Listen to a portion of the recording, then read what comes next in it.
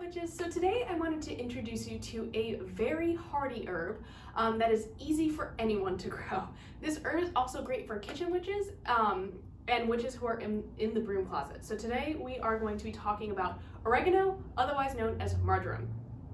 So these two are synonymous with each other. If you see a spell calling for oregano, but you only have marjoram, or vice versa. Again, this is another great herb for broom closet witches or kitchen witches because it can be found literally in the spice rack aisle. So some folk names for marjoram or oregano: Joy of the Mountain, Knotted Marjoram, Marjolaine, Mountain Mint, Hot Marjoram, Sweet Marjoram, and Winter Sweet.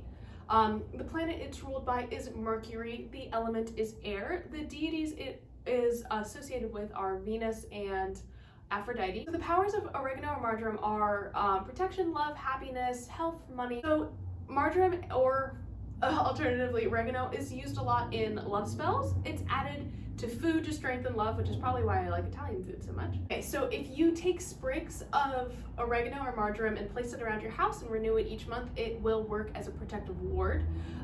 If grown in the garden, it protects against evil, so I definitely have some of that growing.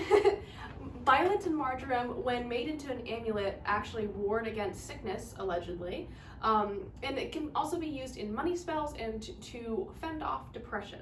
So yeah, those are some uses for oregano or marjoram that you can bring into your craft. And yeah, let me know if you guys use this herb. I hope you guys are liking these episodes. I don't know, I have no idea. I just really like plants and I like talking about the magical uses. So I figured like this would be such a good way to have like a little interval in your Book of Shadows. But anyways, yeah, I'll see you guys tomorrow. Bye.